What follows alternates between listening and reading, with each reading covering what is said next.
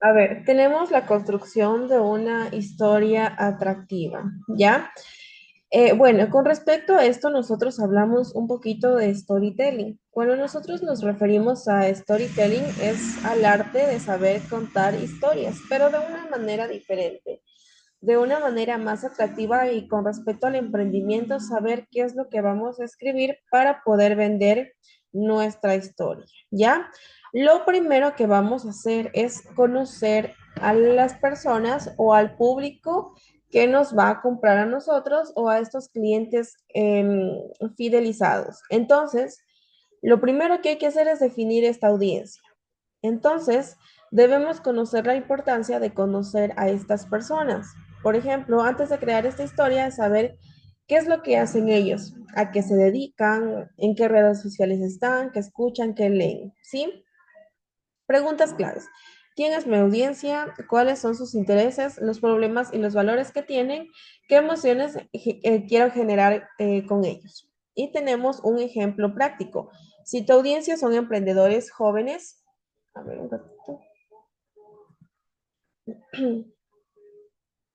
Ya, si tu audiencia son emprendedores jóvenes, la historia podría centrarse en temas como la innovación y los retos de iniciar un negocio, porque nosotros sabemos que todo joven, pues de alguna manera existe ese miedo de poder invertir tu dinero para este emprendimiento y no saber qué es lo que va a pasar. ¿Por qué? Porque no son experimentados, no son como ciertos ya empresarios que han pasado por esto por altos y bajos, sino que ellos están empezando. Entonces, lo ideal ahí sería crear un storytelling según em, las ideas, conocimientos o los pensamientos que quizás ellas tienen. Por ejemplo, aquí tenemos una historia que sería el viaje del héroe.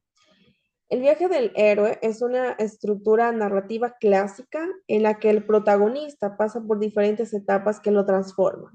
Es un esquema universal que conecta con las personas porque refleja los desafíos y aprendizajes. Entonces tenemos las etapas del viaje del héroe. Puedes mencionar estas de forma simplificada para que sea fácil de recordar.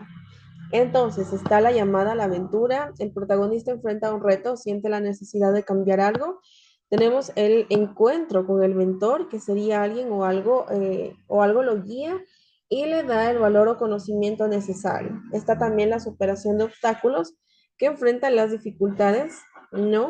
Y que pone a prueba su determinación. Tenemos el clímax o el punto de quiebre. Está el momento en el que parece que fallará, pero encuentra la fuerza para superar este reto.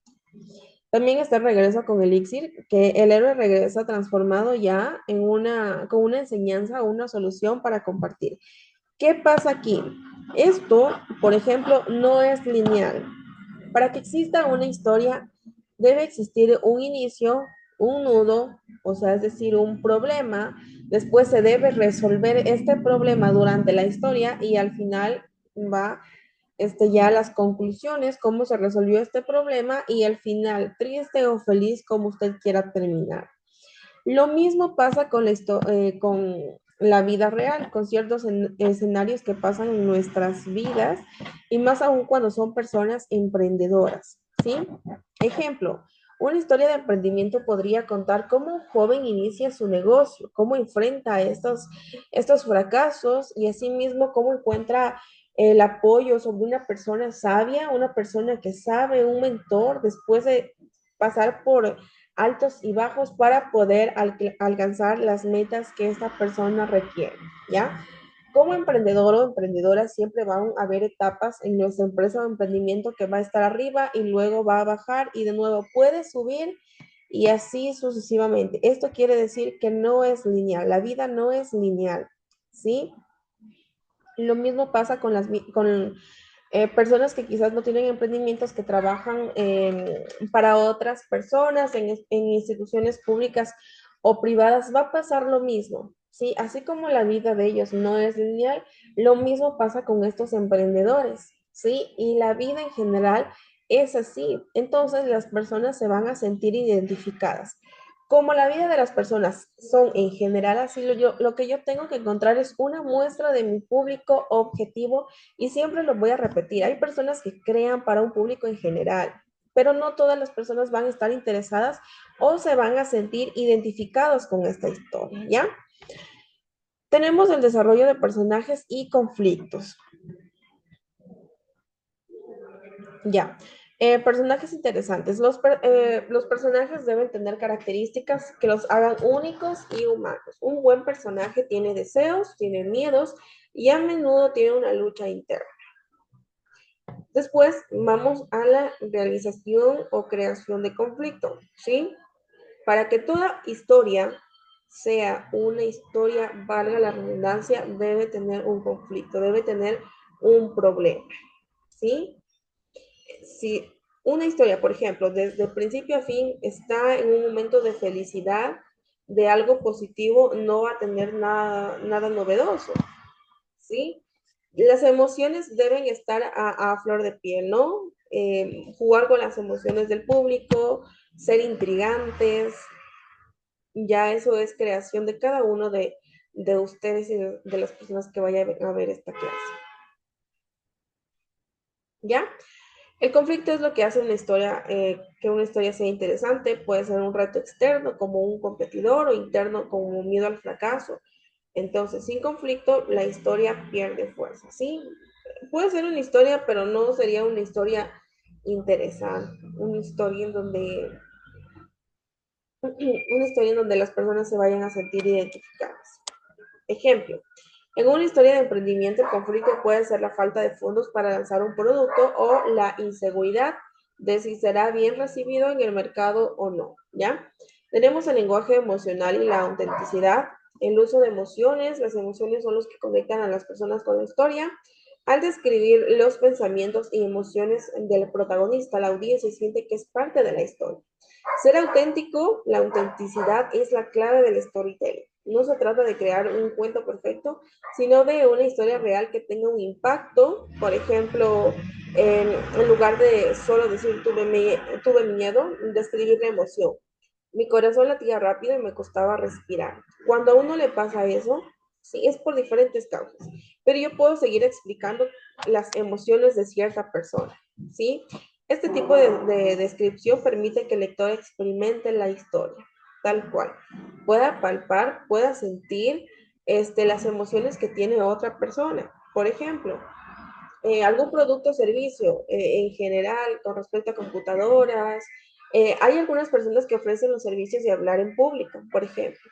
Si esta persona empieza a decir que cuando él era joven, cuando aún no podía hablar en público, cuando aún le costaba, él sudaba, se ponía nervioso, sentía que el mundo se le caía encima, sentía que todos lo observaban, que el cuerpo de él temblaba, que tenía muchísimas ganas de vomitar, quizás dolor de cabeza, sentía su estómago revolverse o lo sentía vacío, no lo sé, me invento.